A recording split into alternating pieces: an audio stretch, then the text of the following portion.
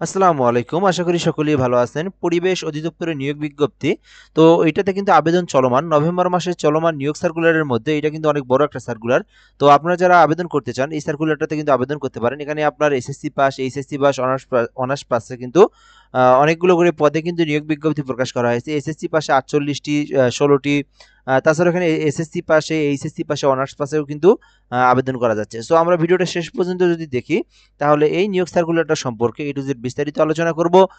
এখান থেকে পদের নাম, পদের সংখ্যা, বেতন স্কেল, পেমেন্ট ফি, আবেদন পদ্ধতি, এক কথায় এ টু জেড আমরা এই সার্কুলারটা সম্পর্কে বিস্তারিত জানবো। তো অবশ্যই ভিডিওটা শেষ পর্যন্ত দেখবেন এবং এই চ্যানেলটাতে যদি নতুন হয়ে থাকেন অবশ্যই সাবস্ক্রাইব করে রাখবেন। তো চলমান নভেম্বর মাসে সার্কুলারের মধ্যে পরিবেশ অধিদপ্তরের যে নিয়োগ সার্কুলারটা এটা আবেদন কিন্তু বর্তমানে চলমান। এটা কিন্তু আবেদন আগামী ২০ তারিখ পর্যন্ত আছে, অর্থাৎ নভেম্বর মাসের ২০ তারিখ পর্যন্ত আপনারা আবেদন করতে পারবেন। আরও ৫ দিন আবেদনের সময়সীমা আছে।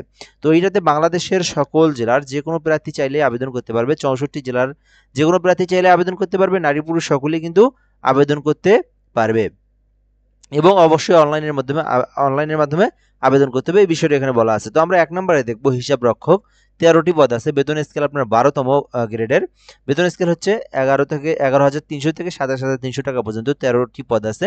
শুধুমাত্র বাণিজ্য শাখা থেকে অনার্স অথবা ডিগ্রি করলেই আপনারা অ্যাপ্লিকেশন করতে পারবেন। বাণিজ্য বিভাগ থেকে অনার্স অথবা ডিগ্রি করলে আপনারা হিসাব রক্ষক পদে আবেদন করতে পারবেন। ২ নম্বর আছে লিপিকার কাম কম্পিউটার অপারেটর। সো ১১টি পদ আছে এটাতে, ১৩তম গ্রেডের।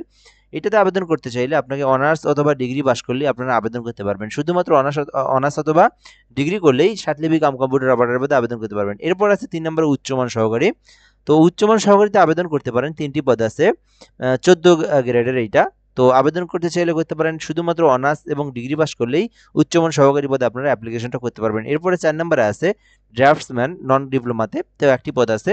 তো এই পদে অ্যাপ্লিকেশন করতে চাইলে সিভিল ড্রাফটিং থেকে ট্রেড সহ উচ্চ মাধ্যমিক ভোকেশনাল থেকেও আপনারা আবেদন করতে পারবেন। অর্থাৎ যাদের ডিপ্লোমা আছে তারা আবেদন করতে পারবেন। আর অথবা আপনাদের যারা ভোকেশনাল থেকে যারা এইচএসসি পাস করেছেন, সিভিল ড্রাফটিং যাদের বিষয় কোর্স ছিল, তারা কিন্তু আবেদন করতে পারবেন। এরপরে ৫ নম্বর আছে গবেষণাগার সহকারী। ১৭টি পদ আছে। তো আবেদন করতে চাইলে করতে পারেন। শুধুমাত্র এইচএসসি পাশেই আপনারা কিন্তু গবেষণা সহকারীতে আবেদন করতে পারেন। শুধুমাত্র এইচএসসি পাস করলে আপনারা গবেষণা সহকারীতে আবেদন করতে পারবেন। ডাটা এন্ট্রি অপারেটর শুধুমাত্র এইচএসসি পাস করলে আবেদন করতে পারেন। ৩৩টি কিন্তু পদ আছে। তো মোটামুটি কিন্তু অনেকগুলো করে পদ, এগুলোতে অবশ্যই আবেদন করার চেষ্টা করবেন। যাদের কম্পিউটার সম্পর্কে বেসিক নলেজ আছে তারাও কিন্তু ডাটা এন্ট্রি অপারেটর পদে আবেদন করতে পারবে। অফিস সহকারী কাম কম্পিউটার মুদ্রাক্ষরিক একটি পদ আছে। শুধুমাত্র এইচএসসি পাস করলে আবেদন করতে পারবেন। নমুনা সংগ্রহকারীতে ৩২টি পদ আছে। তো নমুনা সংগ্রহকারীতে আবেদন করতে পারেন। শুধুমাত্র এইচএসসি পাস করে ৩২টি পদে নমুনা সংগ্রহকারী পদে আবেদন করতে পারবেন পরিবেশ অধিদপ্তরের। সো এরপর যে আমরা এখান থেকে দেখি লাইব্রেরি সহকারী একটি পদ আছে।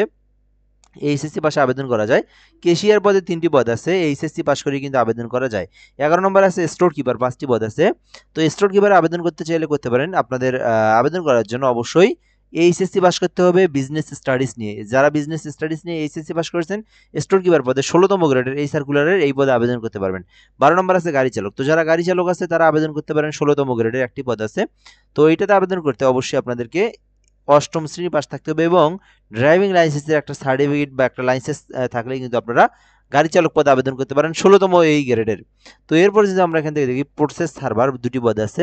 শুধুমাত্র এসএসসি পাস। তো আমরা কিন্তু অলরেডি এসএসসির সার্কুলারে চলে আসছি। প্রসেস সার্ভারে ২টি পদ আছে। শুধুমাত্র এসএসসি পাস করলে আপনারা আবেদন করতে পারবেন। এরপর আছে ক্যাশ সরকার, একটি পদ আছে। শুধুমাত্র এসএসসি পাস করলে আবেদন করতে পারবেন। ল্যাব অ্যাটেন্ডেন্টে ১৬টি পদ আছে। তো আপনারা কিন্তু এটাতে আবেদন করতে পারেন। মোটামুটি এখানে অনেক বড় একটা পদ। আপনাদের ল্যাব অ্যাটেন্ডেন্ট যেটা ১৬টি পদসংখ্যা আছে।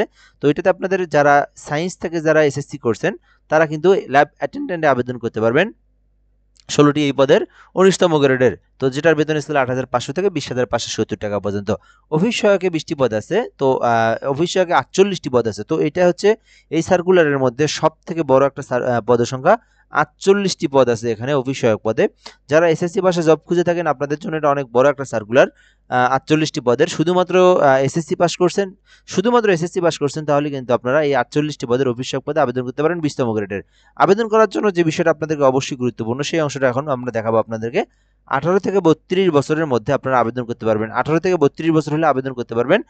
আবেদনের জন্য অবশ্যই আপনাদেরকে এখান থেকে অনলাইনের মাধ্যমে আবেদন করতে হবে, যেটার ওয়েবসাইট হচ্ছে আপনারা যাদের ল্যাপটপ পিসি কম্পিউটার আছে doeTeletalk.com www.application.com.bd এই ওয়েবসাইট থেকে আপনাদেরকে অ্যাপ্লিকেশনটা করতে হবে, অথবা আমাদের এই হোয়াটসঅ্যাপ নাম্বারে যোগাযোগ করলেও এই অ্যাপ্লিকেশনটা আপনারা করতে পারবেন। যে কোনো সরকারি জবের অ্যাপ্লিকেশনের জন্য এই হোয়াটসঅ্যাপ নাম্বারে যোগাযোগ করতে পারেন 017758303120 017758303120 এই নাম্বারে যোগাযোগ করলে সুন্দর নির্ভুল নিখুঁতভাবে আপনার অ্যাপ্লিকেশন কপিটা করে নিতে পারেন হোয়াটসঅ্যাপের মাধ্যমে কন্ট্যাক্ট করে। তো এরপরে যদি আমরা এখান থেকে দেখি আবেদনের জন্য 20 নভেম্বর পর্যন্ত সময়সীমা আছে, এর মধ্যে আপনাদেরকে অ্যাপ্লিকেশন করতে হবে, অর্থাৎ নভেম্বর মাসের 20 তারিখ পর্যন্ত আবেদনের সময়সীমা আছে 5টা পর্যন্ত। তো এর মধ্যে আপনাদেরকে আবেদনটা করতে হবে। তারপরে যদি আমরা এখান থেকে দেখি কোন পদের জন্য কত টাকা পেমেন্ট ফি আপনাদেরকে প্রদান করতে হবে।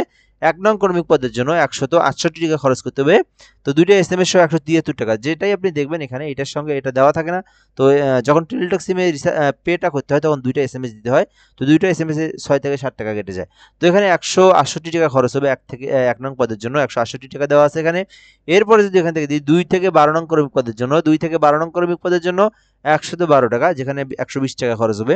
13 থেকে 16 নং পদের জন্য 13 থেকে 16 নং কর্মিক পদের জন্য 56 টাকা সরকারি পেমেন্ট ফি আপনাদেরকে প্রদান করতে হবে। এই হলো মূলত এখানকার সার্কুলারের পেমেন্ট যেটা আর কি।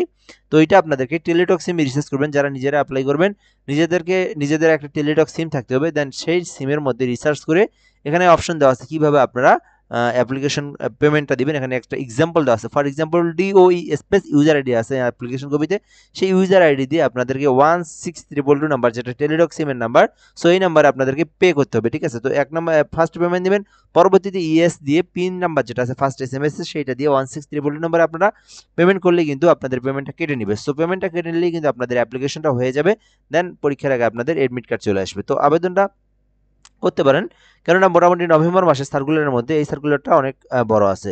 সো অবশ্যই আপনারা আবেদন করার চেষ্টা করবেন। ভিডিওটা পর্যন্তই, ভালো থাকবেন। অবশ্যই চ্যানেলটাতে সাবস্ক্রাইব করে রাখবেন। কারো কিছু বুঝতে অসুবিধা হইলে বা জানতে চাইলে এই ভিডিওর কমেন্ট বক্সে আপনারা কমেন্ট করে জানাতে পারেন। আসসালামু আলাইকুম।